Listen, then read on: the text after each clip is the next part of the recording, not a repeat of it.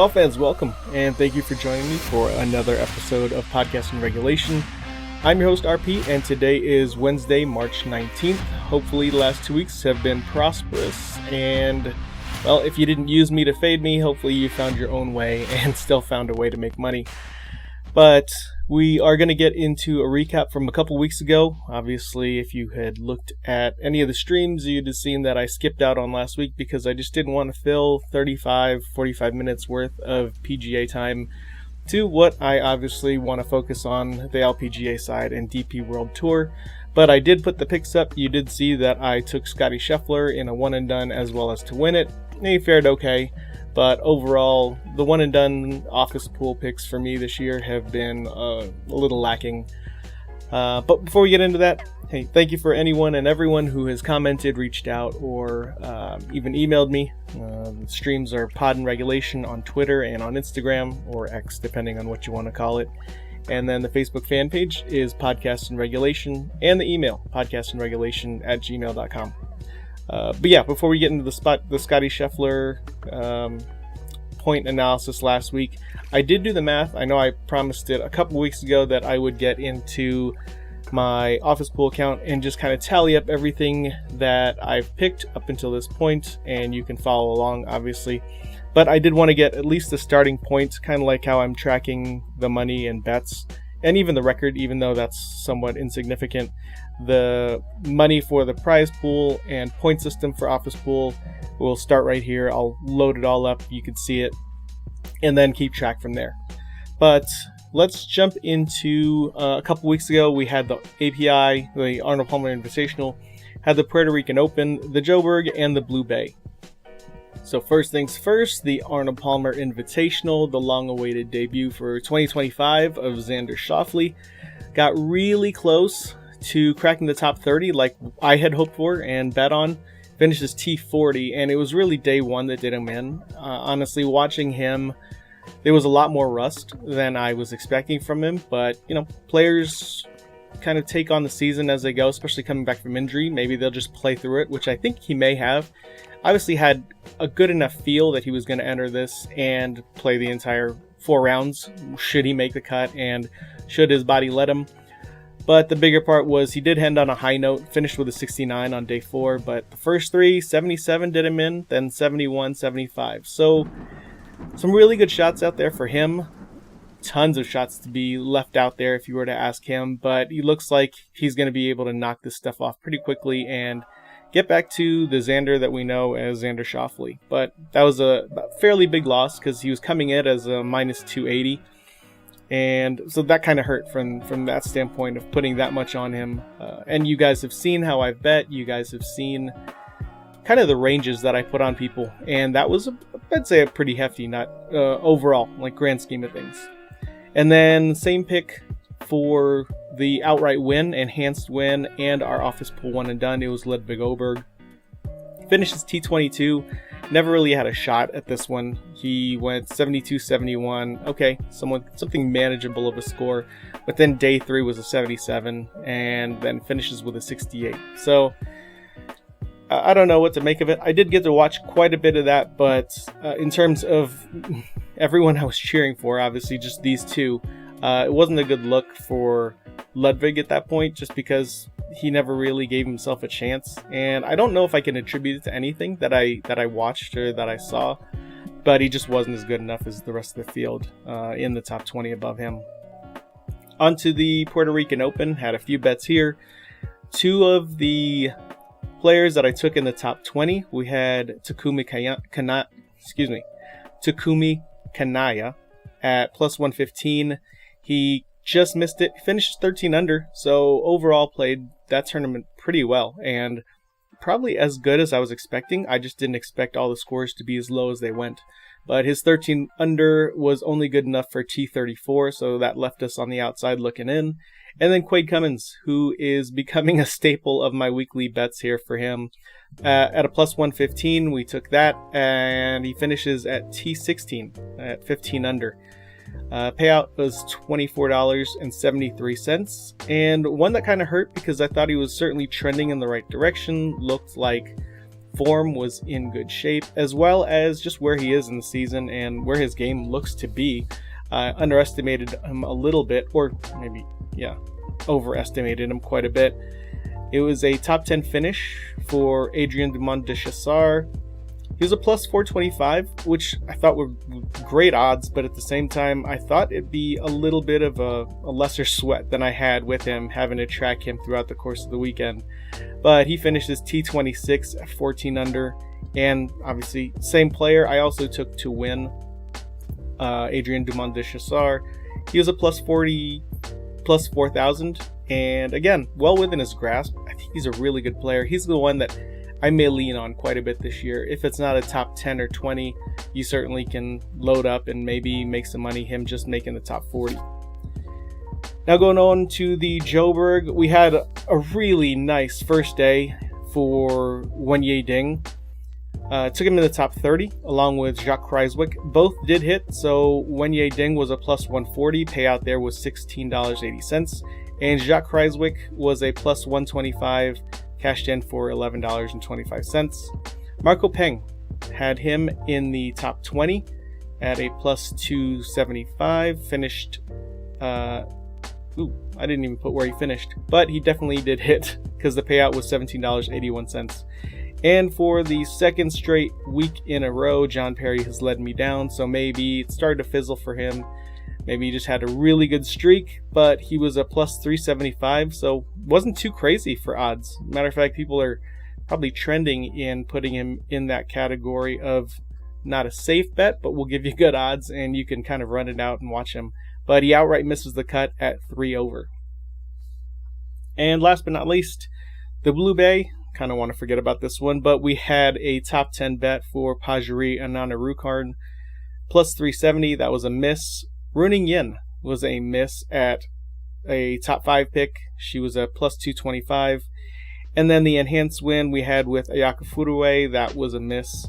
Plus 925. So that would have been a really nice one. And she looked good.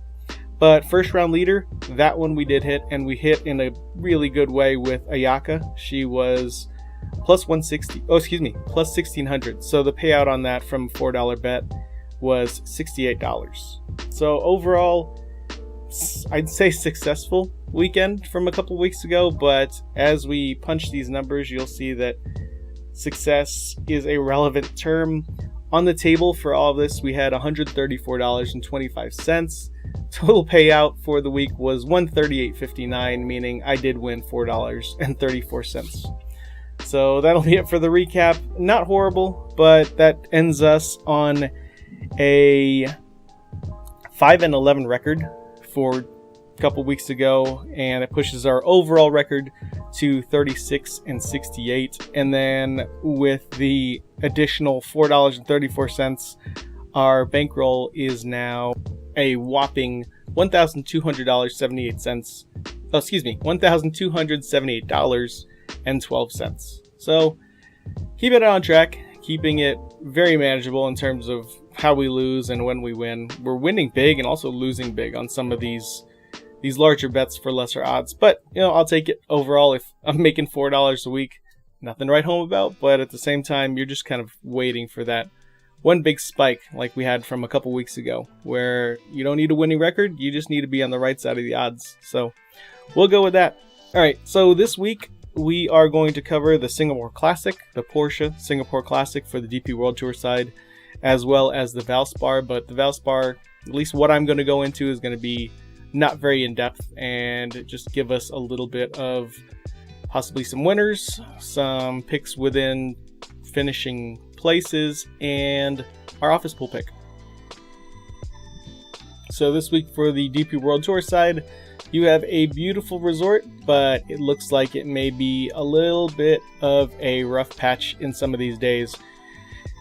For the most part, it's been pretty consistent from the forecast. You're looking at these 4 days having at least 2 of rain and 2 of wind, and not necessarily all on the same days. You are going to probably be facing some of these elements at various parts of the day, and you're going to see some of these players also put up possibly 65 one day and then bump up all the way to a 70-71, and that'll be more than manageable. It might actually be one of the top scores for the day if they're expecting the winds that are being forecasted, as well as some of the rains that could potentially threaten the entire 72 holes.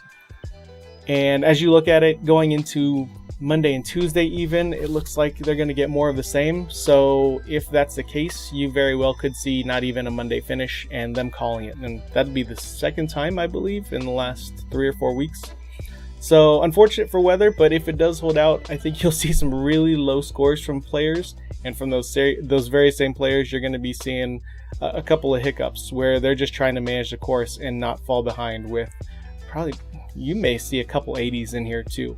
If what they're predicting in terms of the weather does end up coming and showing its ugly face. So looking at the different combinations that people have reported, you may have a day of rain, then a day of wind, and then just alternating throughout. So I'm not expecting this final score to be extremely low.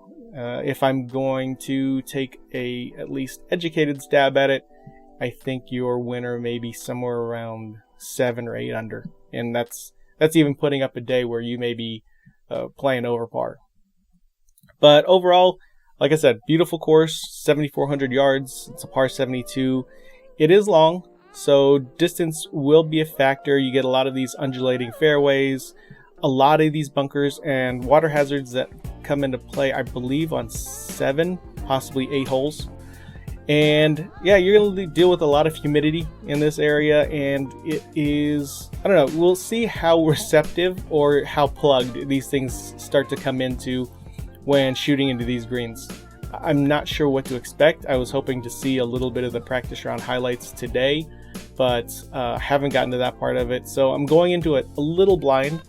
And I say a little because majority of the faves and fades that I'm putting out there are going to be still going with a bit of the trend.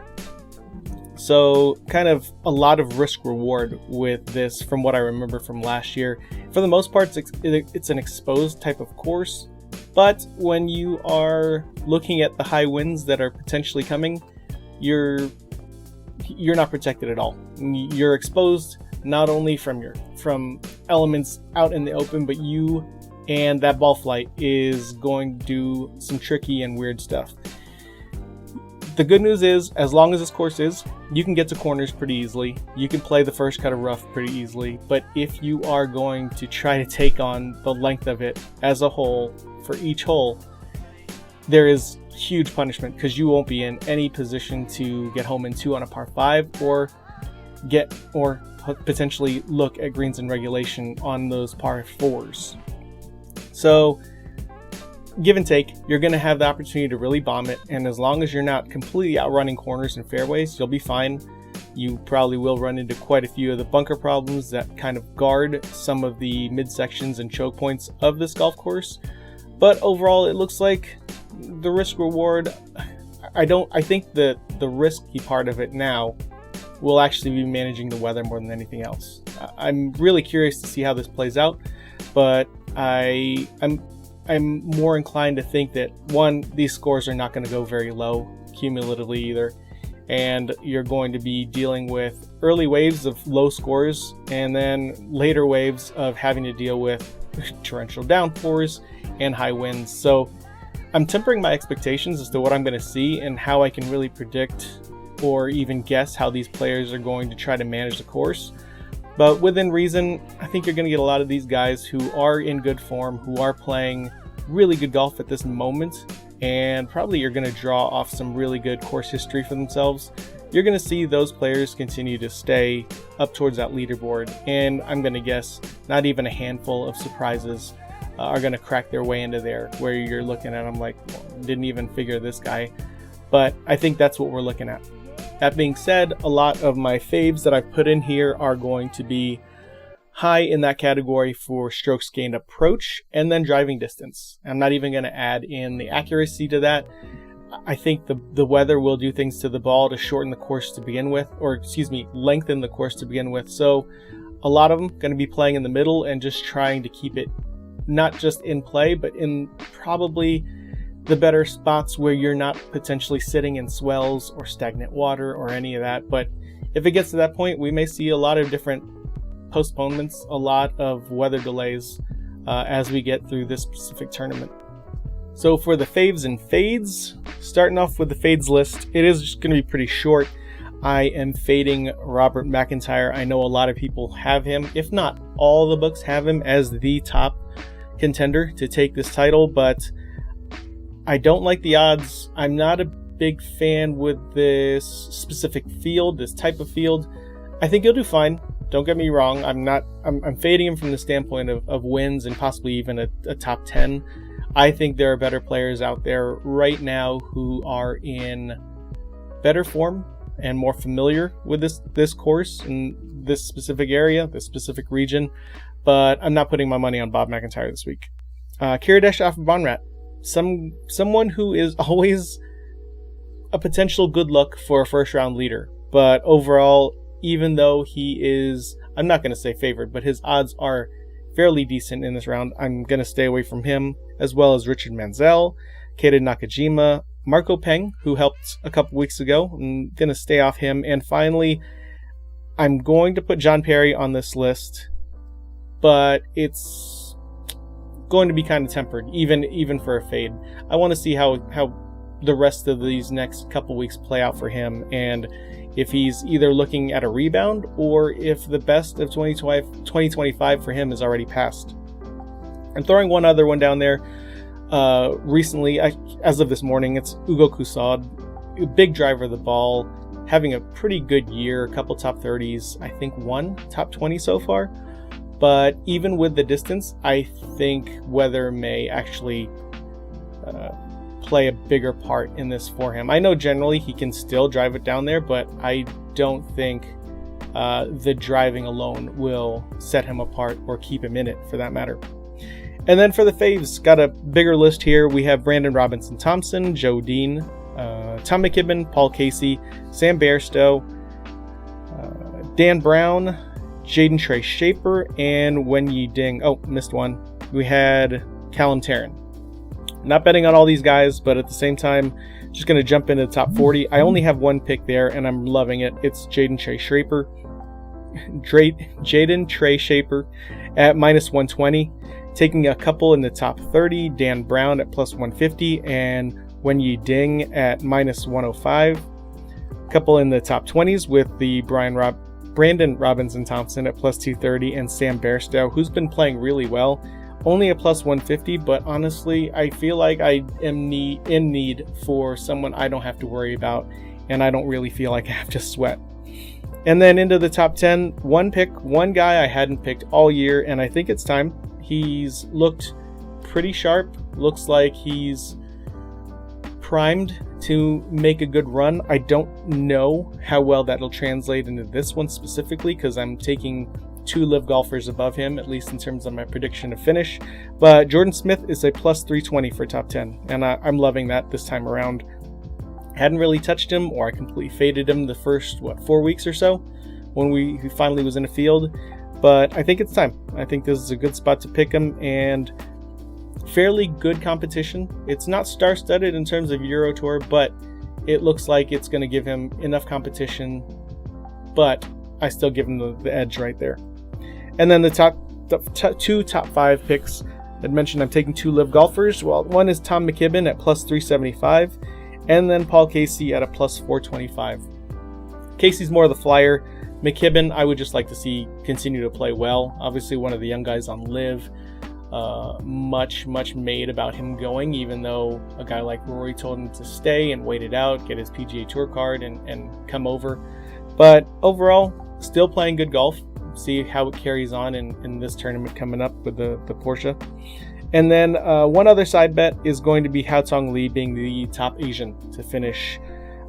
He is a plus 425 for that.